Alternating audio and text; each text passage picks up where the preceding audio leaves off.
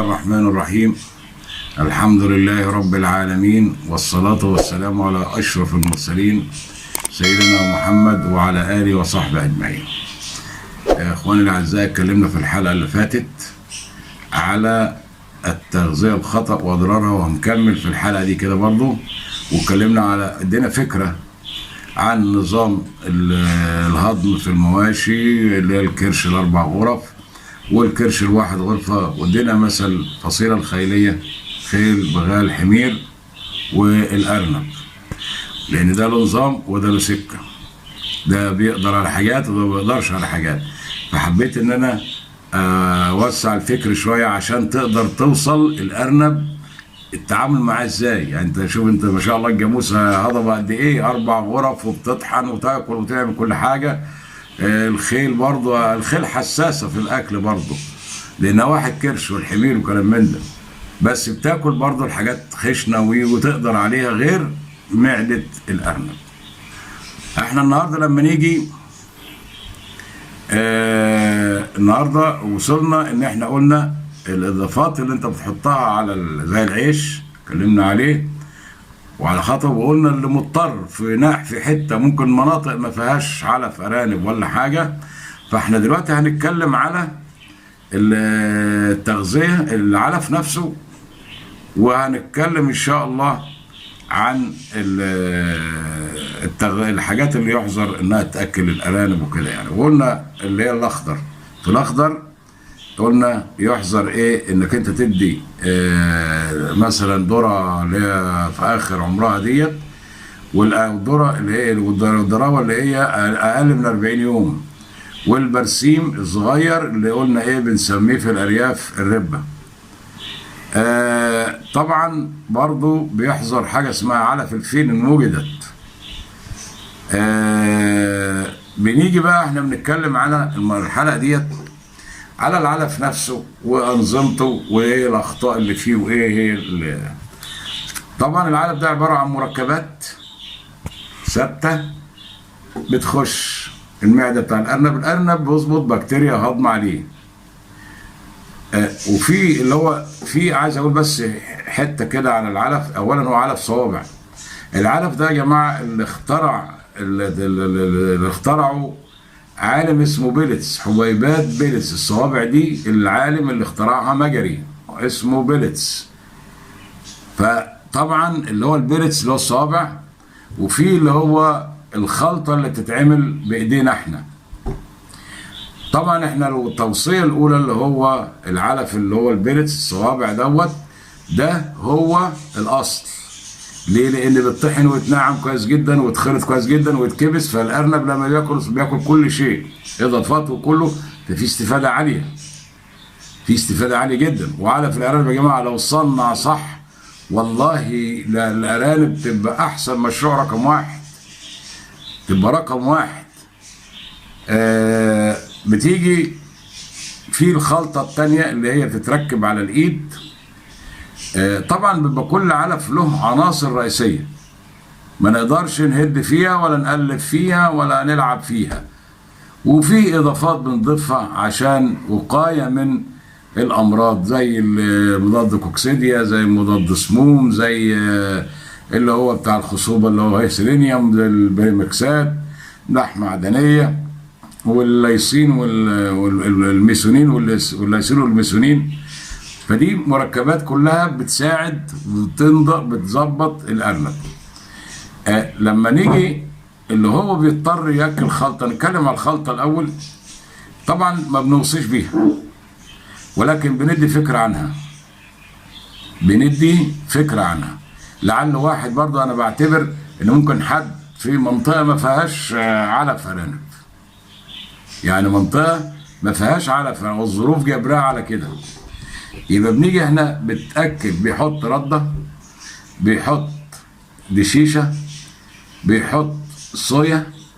وما كانش فيه صويا طالما حته محذوفه ممكن ما يلاقي، بس في حاجه اسمها حته الفول او سن الفول اللي هو الكسر الفول الصغير. وبيحط والشعير. بعد كده بيضيف اضافات لو في حد متر عنده بيجيب اضافات اللي هي مضاد الكوكسيديا ومضاد السموم، دول رئيسيين، دول ما فيهمش كلام.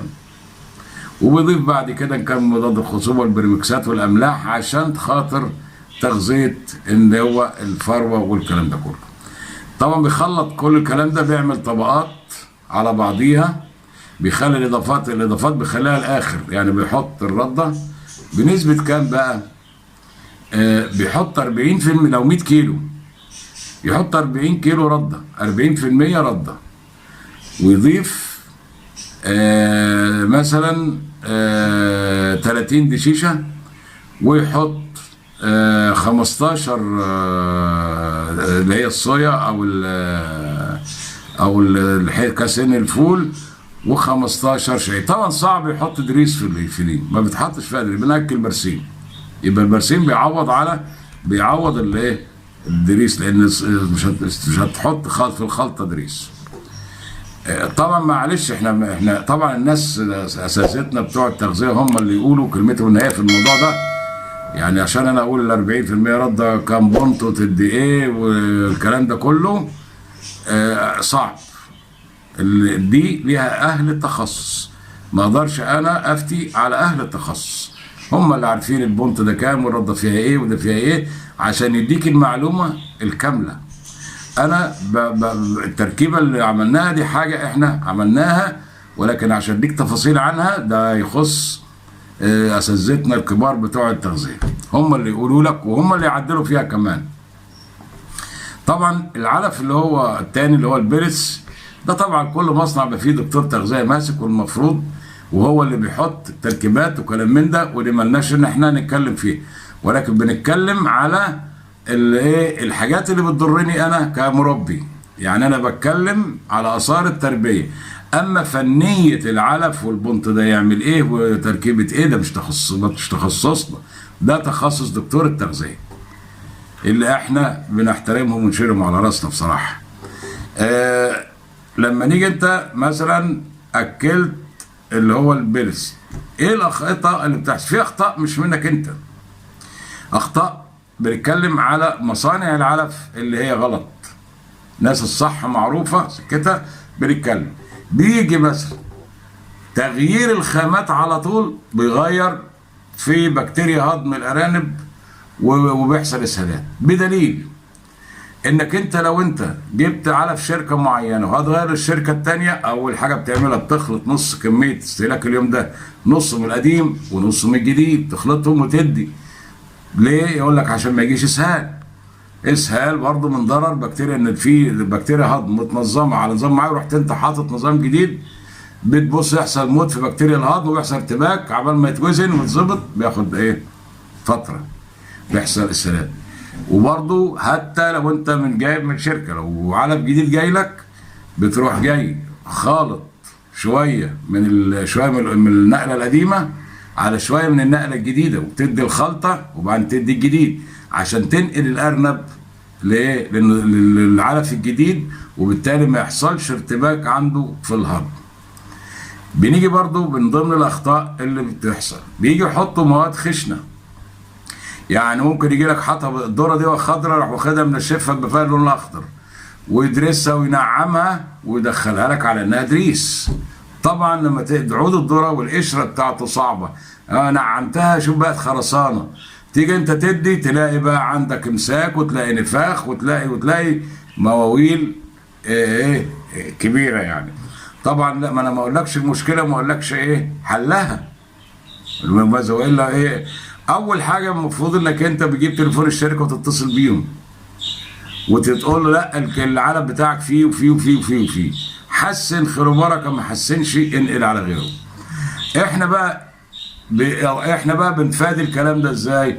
بتاكل العليقه الخضراء نمره 1، دي اللي بتنظم الهضم وتسهله.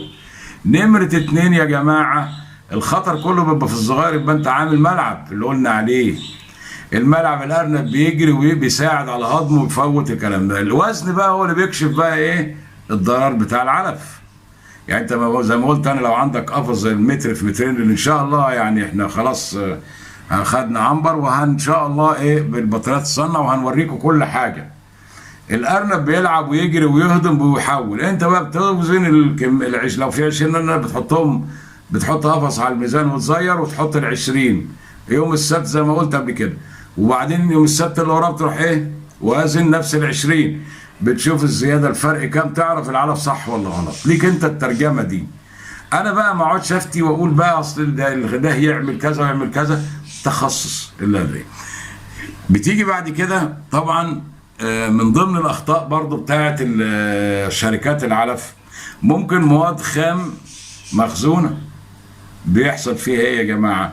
في حاجات مسوسه، يجي الحله بتبقى سخنه بتموت السوسه اللي هي الموجوده، لكن البيضه بتاعتها بتروح معديه. ومن هنا في المرحله الثانيه اللي انا قلت عليها اللي تاخد بالك فيها اللي تصحصح ليها، الحله بتموت السوسه الموجوده الصحيه، لكن البيضه بتعدي، بيضه السوسه نفسها. بتيجي البيضه عندك انت في العلافات، طبعا احنا بندي اوبن بوفيه، بتبص تلاقي في سوس، يبقى بتفقس وتطلع. يبقى احنا هنا بنعمل ايه؟ بتيجي انت ولو مره في الاسبوع وبتجيب غربال خرم ضيق وتمسك العلافات تهز بره، تهز العلف بينزل الناعم وبينزل الكلام ده كله. والعلافه المفروض معاك انك علافه احتياطي تركبها وتروح حاطط العلف المهزوز، وتتمسك العلافه الثانيه تتغسل. يعني يكون عندك 10 علافات مثلا، تروح مركبهم والعلف اللي في ال10 اللي راكبين بتهز وتحط في الجديد، وديك تتغسل وتتكفي كده يا جماعه، تتكفي عشان تصفي.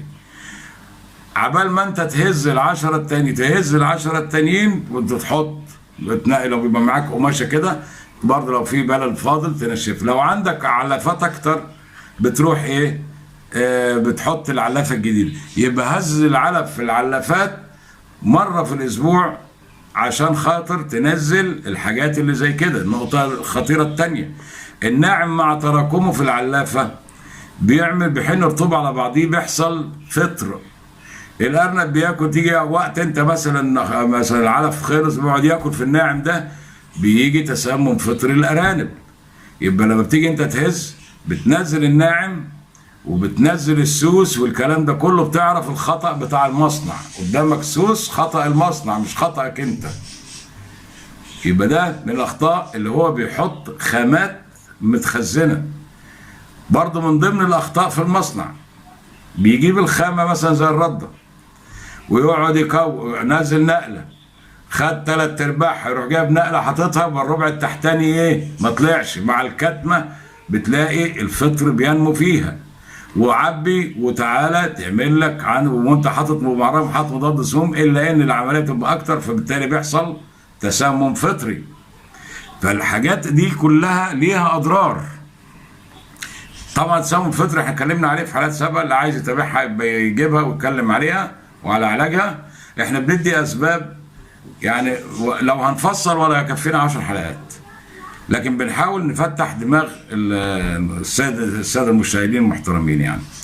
وان شاء الله بنكمل الموضوع في حلقات قادمه ان شاء الله عشان نوسع اكتر فيه، لانه مهم جدا وخطير جدا.